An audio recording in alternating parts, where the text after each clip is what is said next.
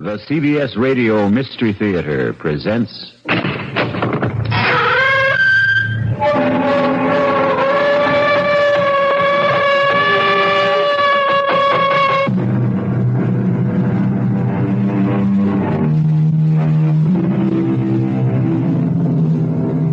Come in. Welcome. I'm E.G. Marshall. Welcome to the sounds of suspense. To the fear you can hear. Make yourself comfortable, for there are ill winds blowing outside. This is a tale of a titanic struggle between two colossal forces, one natural, the other supernatural. The prize, a girl's soul. And in the clash, as fire and water mix, there is the very devil to pay. Come with me now to the Solway Firth in Scotland to meet the first of the forces. It's the tide. It comes in faster than an express train. Is it always like this? Twice a day. Doesn't it ever break? It will when it gets just about abreast of us. Isn't it exciting? That's one word for it. That's why you don't dare go out on the flats on foot. If the tide was due, you'd never make it ashore.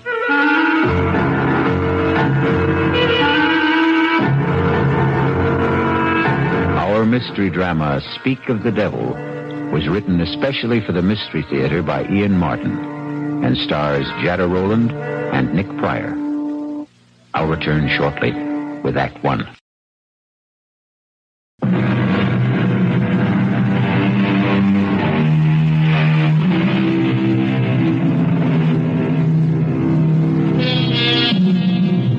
They say he who dreams on the Solway will wake in another world.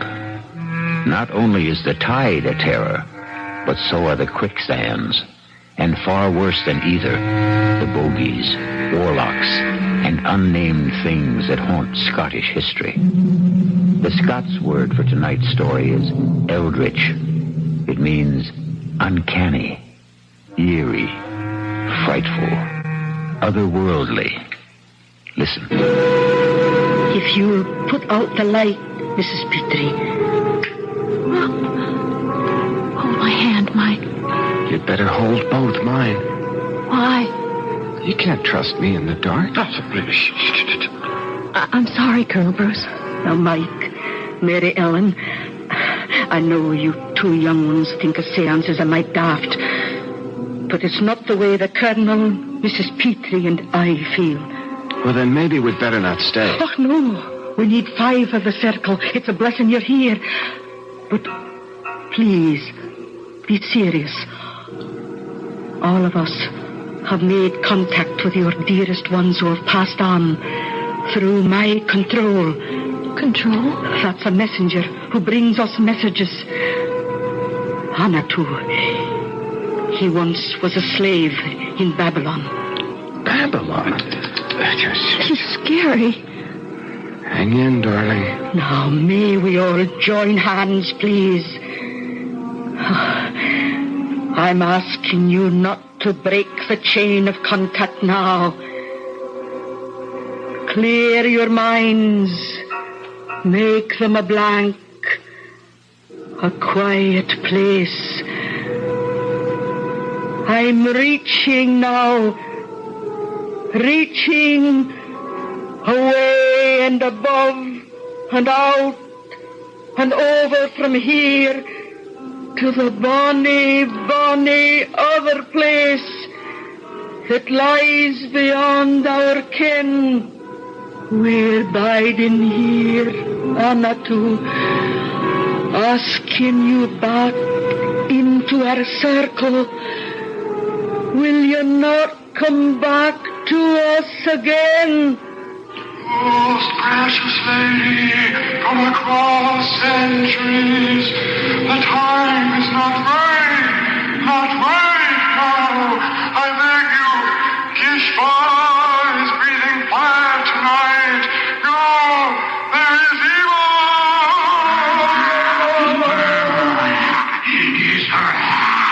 What am I in there?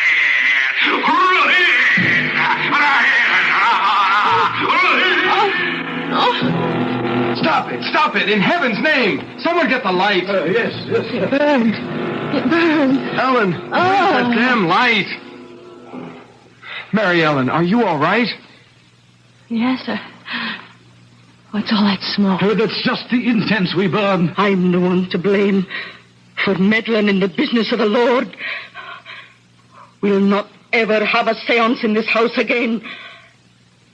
I'm afraid I loosed some devil out of hell this night.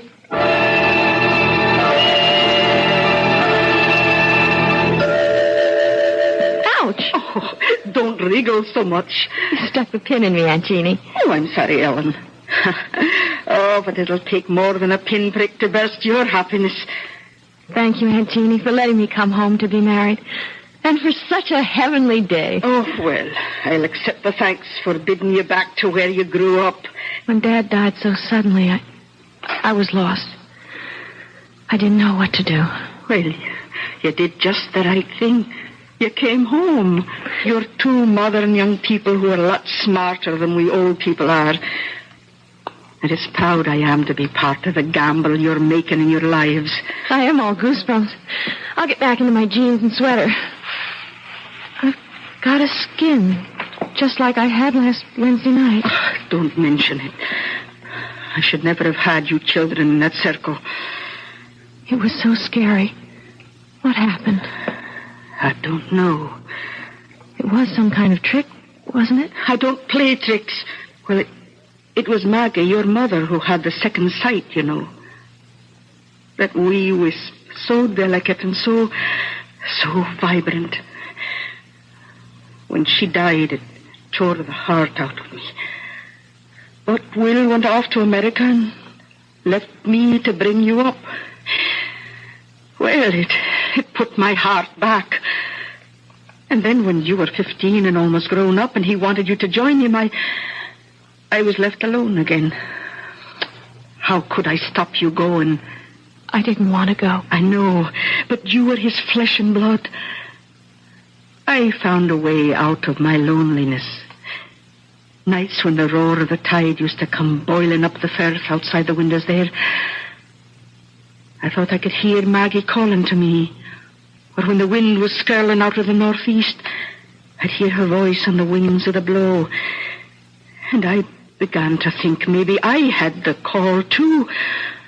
That's when I started the seances. Until the other night. Yes. I'll never hold a seance again, so the subject is closed. I realize I'm just a foolish old woman. I've never been so scared. But promise me to put it out of your mind. What's past is past. Your future is all that matters. It seems so right to be back. As if something were calling me.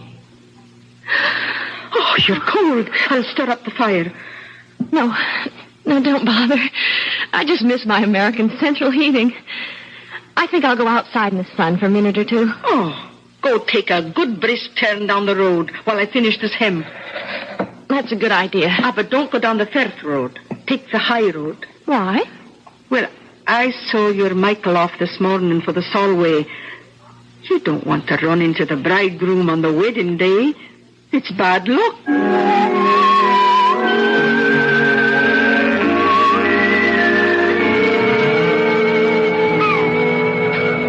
Kiss me, Ellen.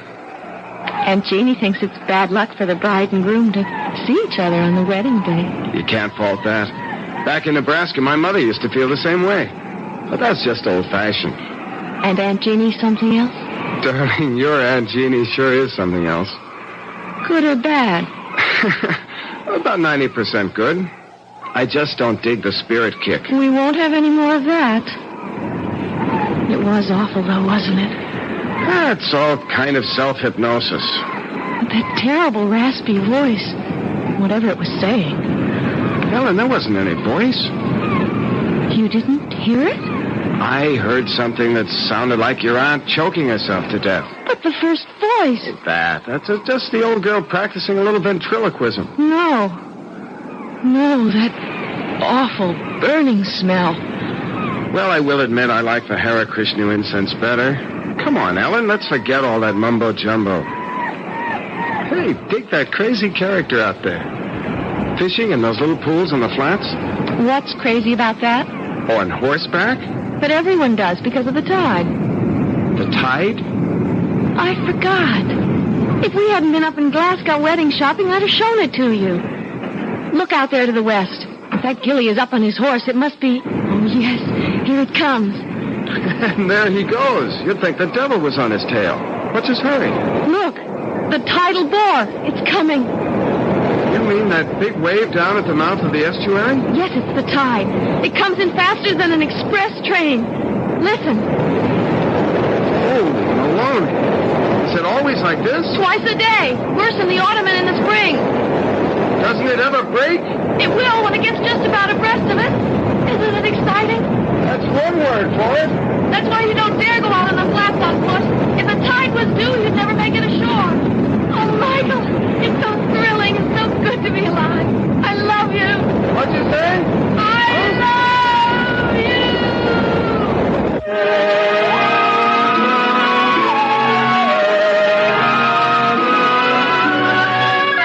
Mike? What's that? Husband? Read that loud and clear. On my way. What's taking you so long? Just brushing my teeth. Please come to bed. Why didn't you say that in the first place? Will you come under the covers? I'm freezing. I'll put some more coal in the fire. I don't want coal. I want my brand new husband. You got him. Oh, What is it, darling? nothing. It's just that funny smell. It's the coal smoke. Remember, you don't want coal to keep you warm. Just me. Oh, my darling. Yes.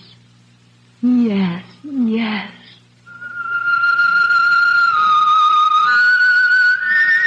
My husband. My darling. My husband. You. No. No. Please. No. No. Don't touch me. Go away.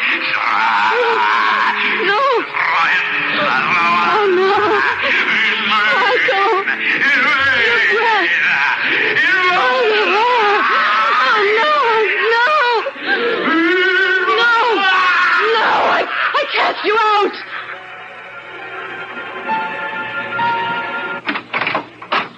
Michael, is there anything wrong?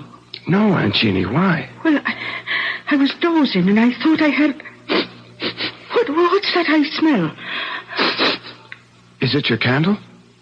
Oh, I guess I let the fire go out. Aye, it's a damp chimney, but just the same... Is Mary Ellen all right? She's sound asleep. See for yourself. Oh, I'm sorry to bother you, but... What is it? What's troubling you? I don't know. Maybe I was the one that dreamed it. Oh, be gentle with her, Michael. She's so sensitive and delicate. Like her mother that died all those years ago. We'll keep her from any harm. Good night, Aunt Jeannie. Good night, Michael, dear. If we can. If it's in human hands to be able to. Snuff my candle out, if you will, old Ricky. But hear me this. You'll not have Mary Ellen. You'll not have her like my sister Maggie.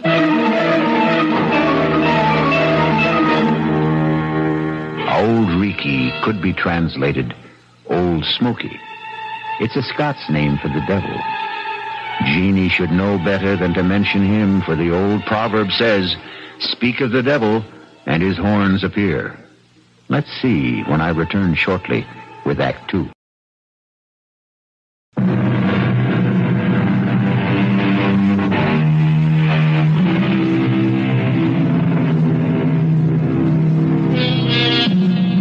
Dreams are made to die with the opening of day, and superstition fades and falters in the sunlight. So by the following morning, we might hope our bride and bridegroom wake and rise on the right side of the bed. Let's find out as Michael comes downstairs. Oh, good morning, Michael. I'm in the kitchen. Come on out. Morning, Aunt Jeannie. Well, how is the bridegroom today? Well, the bridegroom's first rate. It's the bride who's not. Oh, what's wrong with the wee lass? Oh, I don't know. I think now you were right last night. Huh? Right. About what? Oh, she had some kind of a bad dream. But if she did, she won't tell me about it. What do you think it might have been? Oh, I don't know. She's a sensitive wee thing. And she's back in the part of the house where her mother died. That was Maggie's room you're in. Maybe I should never have put you there. Anyway, I'll get her tea and go on up and have a wee chat.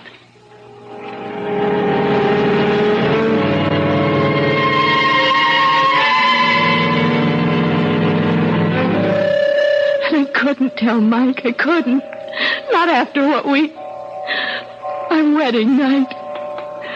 How could I dream anything so vile and hideous?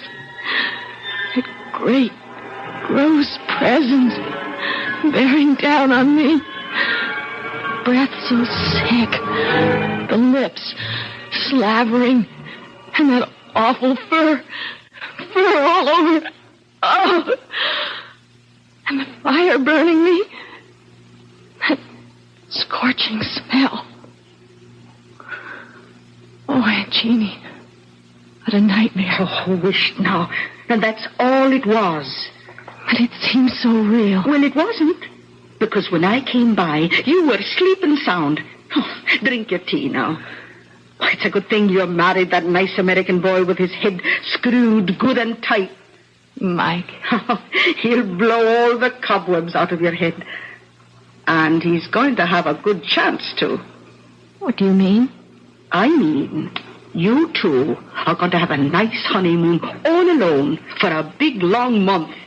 Where are you going? Oh, I've got an old girls' school chum who lives just outside Blackpool at St. Anne-on-Sea. For years, she's wanted me to visit. I'm not going to drive you out of your house. Oh, you're going to do more than that, Mary Ellen. You and your handsome bunny husband are going to move downstairs to my room, away from this drafty old flue. And while I'm gone, I'm going to get it fixed so the fire will burn clean. And I'll not take no for an answer.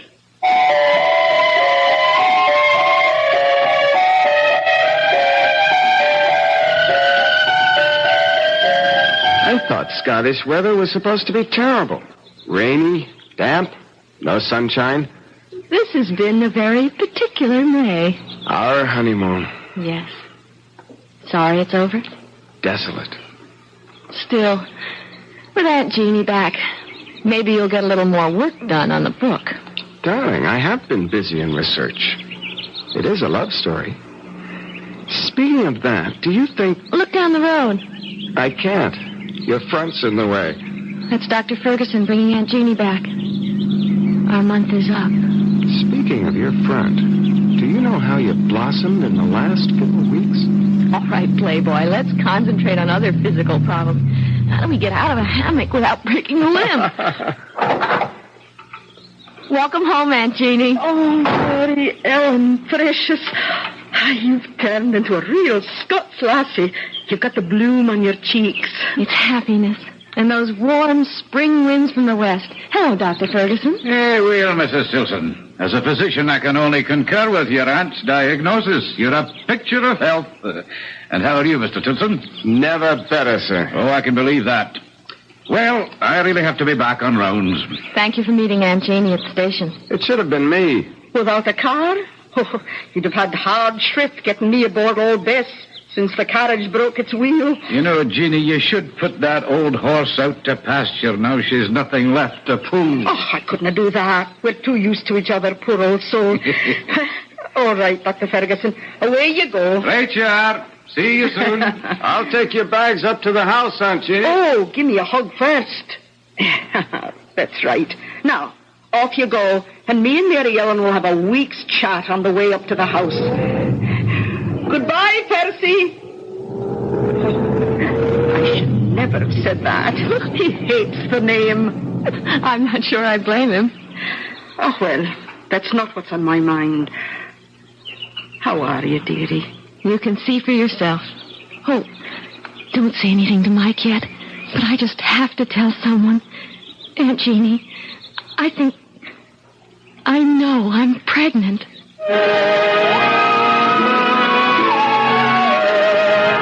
Well, Mrs. Stilson. Tell me, am I pregnant? Oh, the tests will prove it, but I'll bet on it. And let me say that you're the loveliest expected mother I've ever had under my care. Well,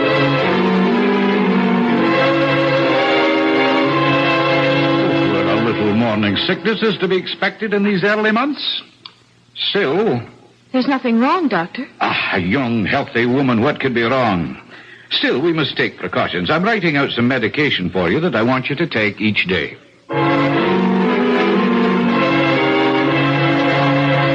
But what does Dr. Ferguson say is causing it? It's nothing, dear. Just some little hitch. Honey, we both had thorough physical checkups before we came to Scotland. The RH factor is ruled out. Why should you... Lots of women have morning sickness. It isn't only in the morning, Ellen. I'll talk to Dr. Ferguson. Maybe we should change the medication.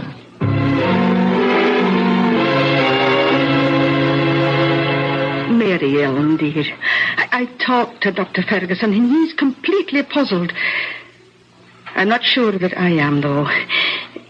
Is there anything you want to tell me? What can I tell you, Aunt Jeannie, that I haven't told him? Are you in pain? I've talked to the doctor about that. It isn't pain. I don't know. Ellen, are you dreaming again?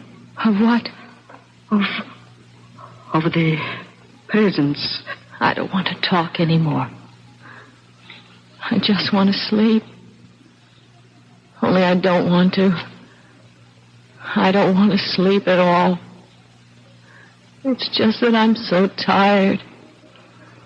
So tired.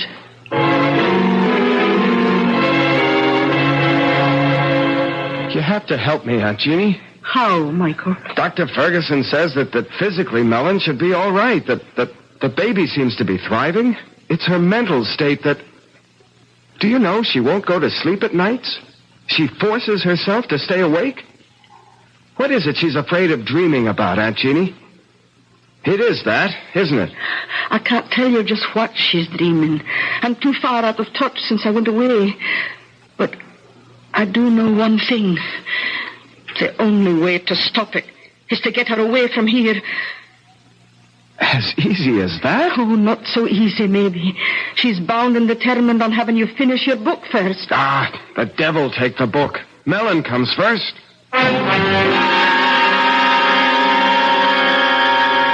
You sure you don't mind, Michael? I'm very sure. We're going home. To have your baby 3,000 miles away. Oh, darling. I don't know what to say. It can't be too soon for me. Well, it's sooner than you think. We're booked out of Glasgow tomorrow afternoon, home for America. I don't know. I should be feeling all sorts of things, I know, but the only one I can really feel is relief. Oh, such blessed relief. Oh, for the first time, as long as I can remember. Days, weeks. I just want to go to sleep. Good night, darling. Rest. Sweet dreams. You'll keep me safe. You won't let me come to any harm. For better or worse, in sickness and in health, until death do us. Sleep, poor baby. Rest. I love you, Michael. I love you. Keep our baby safe. Don't let...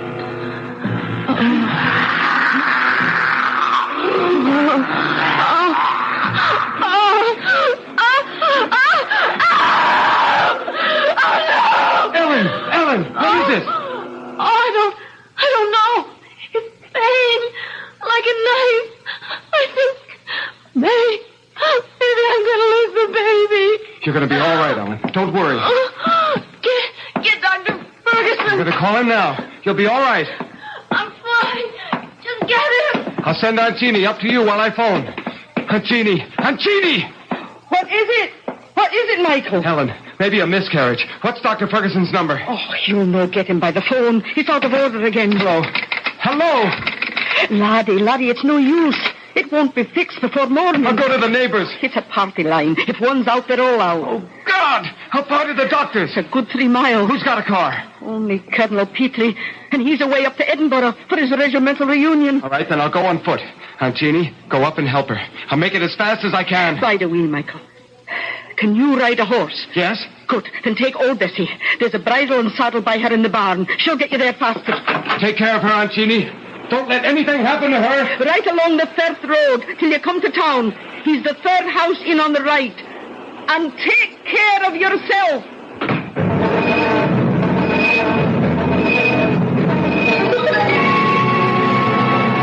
What's taking Michael so long? Oh, just lie still. Don't bring back the pain. It's funny. I thought it was going to tear me in two. And then within 10 minutes after Michael left the house, it just stopped suddenly. As if... What's that? Oh, it's a car. That'll be the doctor. I'll let him in. Ride quiet now.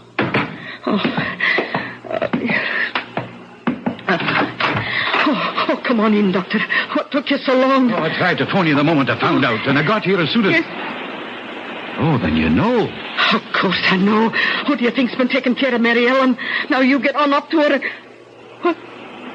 Where's Michael? Oh, Jeannie, Michael is dead. Dead? How? Oh, here, let me close the door. Oh. Was Michael riding to try to fetch me? Of course. She thought she was losing the baby. What happened to him? Bess must have thrown him. Oh, she never threw a body in her life. She was as gentle as... Something must have frightened her, driven her frantic. Jeannie, this is a terrible thing to tell you, but I examined the boy, and his body was covered with hoof marks. He was literally trampled to death.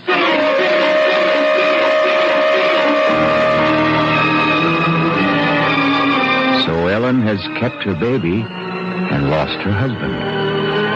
Some evil force shadows this innocent and tragic girl, and still may threaten her.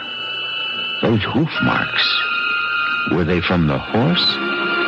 Or in some dark, unfathomable way, were they supernatural? A demon's footprints? Perhaps we'll know when I return with Act 3.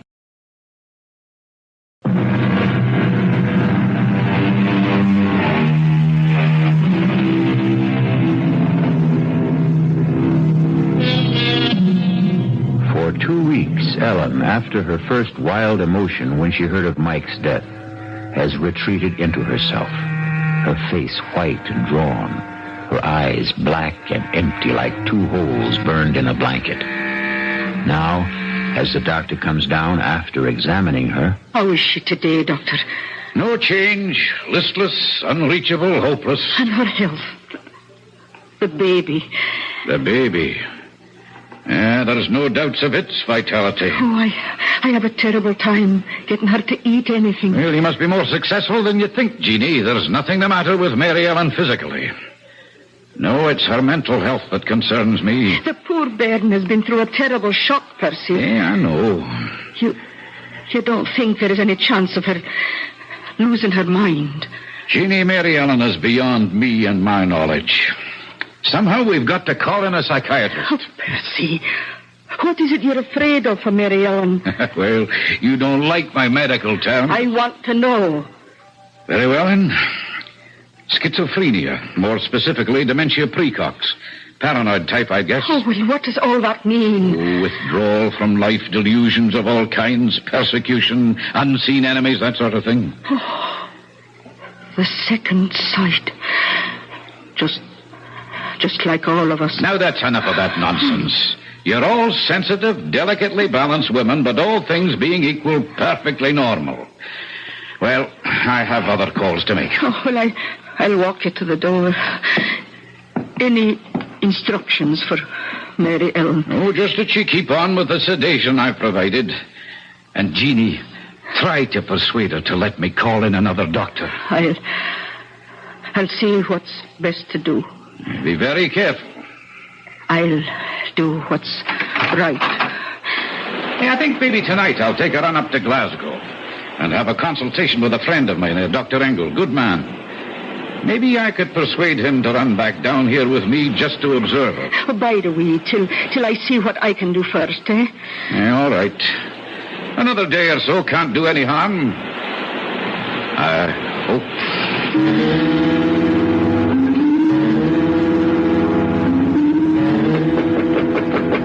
Who is it? It's Aunt Jeannie, Mary Ellen. May I come in? If you want. I thought you might like a wee cup of tea. No, thanks. What are you staring at? Out the window. The Solway. The tide just came in. Roaring and boiling. So fast. And now the water's all smooth.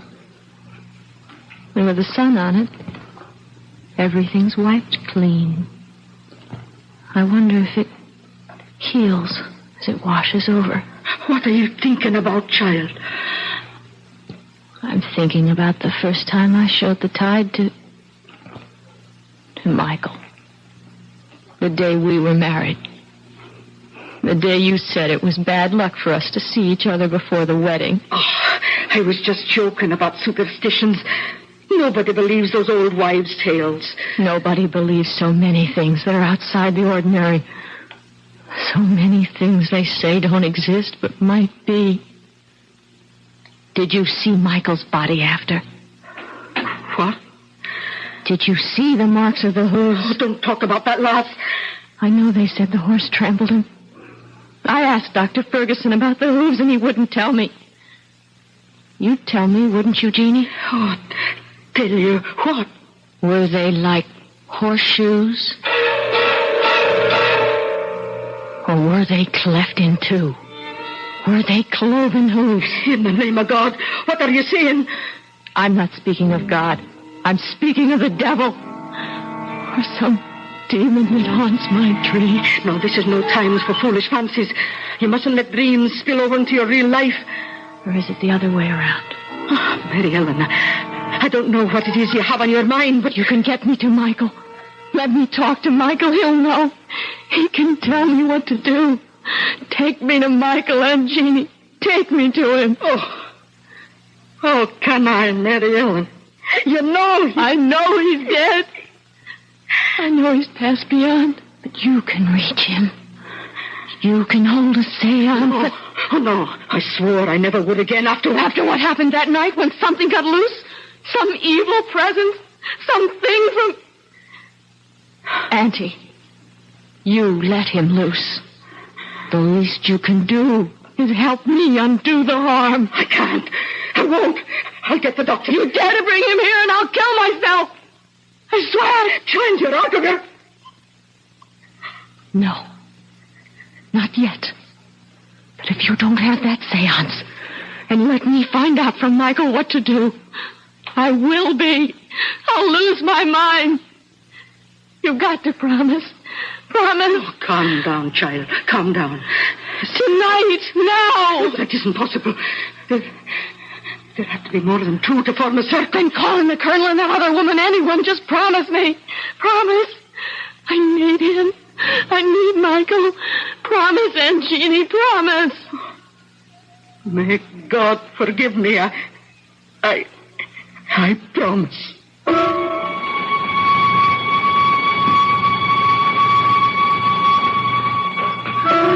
May we all join hands, please. Clear your minds. Make them a blank. A quiet place, open and hushed. I'm reaching now, reaching away and above and out and over from here to the bonny, bonny other place that lies beyond our ken. Can you hear me, Anatu? Can you come to me into our circle? Anatu, we're reaching for you. Oh, I can't make contact. Ask for Michael.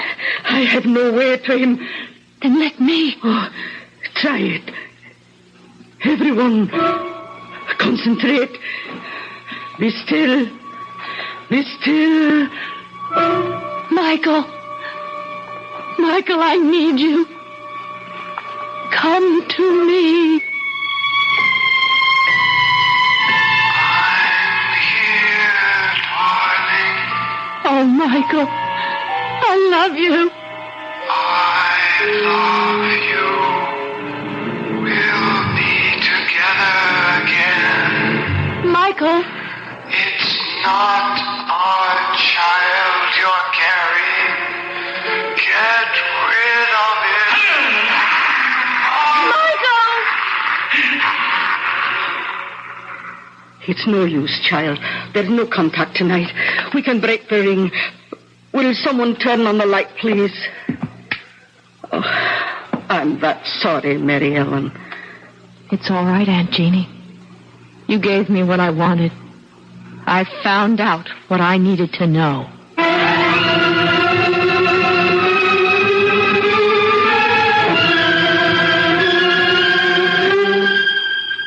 Oh, I'm afraid that's quite impossible, my dear.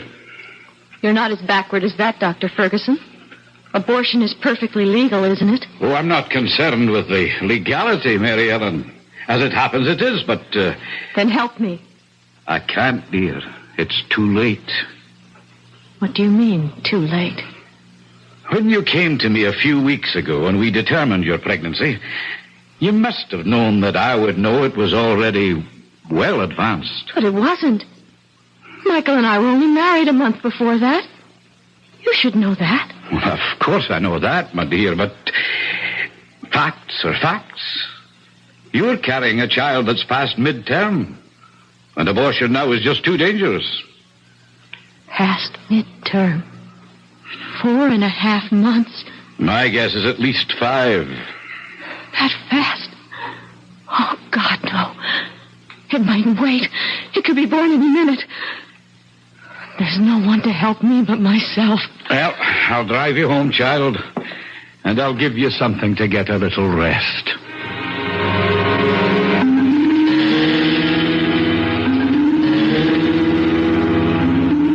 She's sound asleep now, Jeannie. Let's go downstairs and talk. Poor wee angel. So thin and pale and haunted. Come away. Let her rest.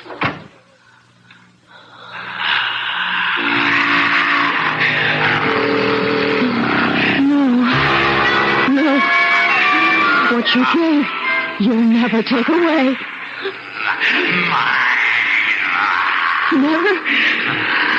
Never going to be.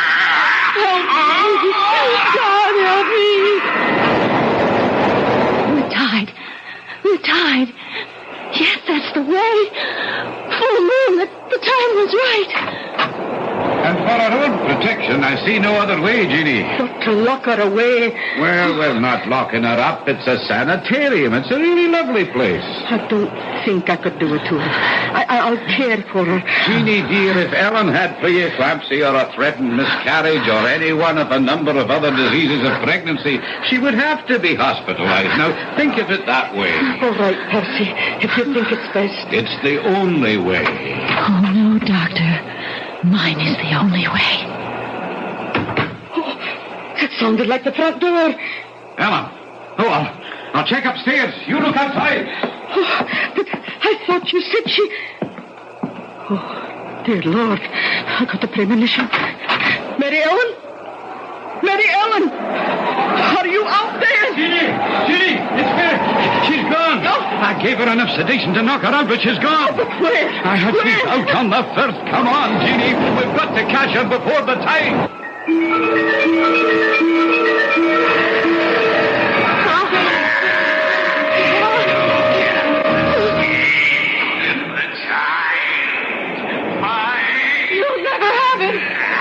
be born.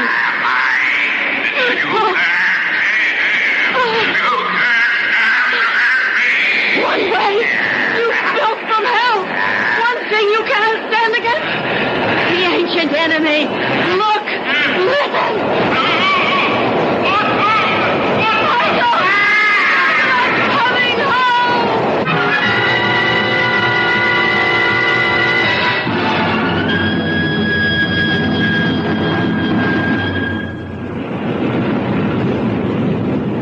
There wasn't a chance.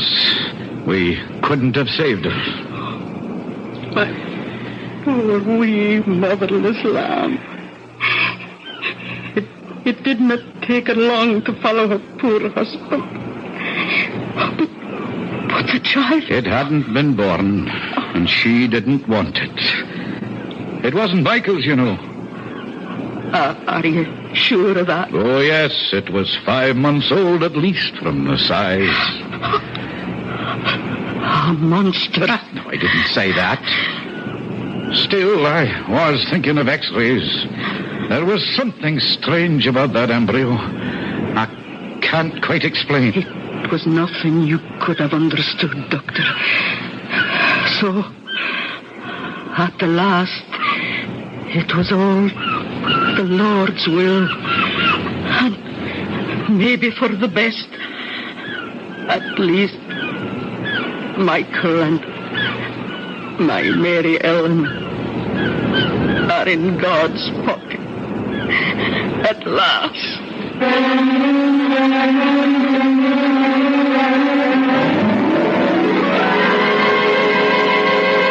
Who dreams on the Solway will wake in another world.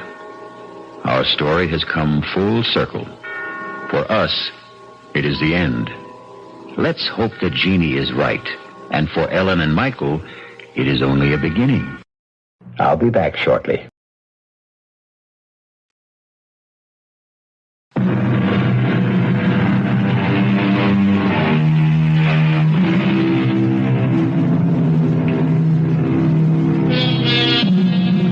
One final thought. If you believe some dreadful incubus possessed poor Ellen, driving her and her husband to their deaths, there is another explanation. Insanity did run in her family. So either way, even if there was the devil to pay, it still was all in the mind. Our cast included Jada, Rowland, Nick Pryor, Bryna, Raeburn, and Ian Martin. The entire production was under the direction of Himan Brown. Now, a preview of our next tale. God! Mark, you hit a woman! I told you not to drive so fast! I didn't see her. I didn't see her crossing the road. Is she alive? Oh, Mark, look at the way she's lying there! Lorna, she must be dead. Lorna, you mustn't tell anyone. Please, you mustn't tell anyone. This is E.G. Marshall inviting you to return to our Mystery Theater for another adventure in the macabre. Until next time, pleasant dreams.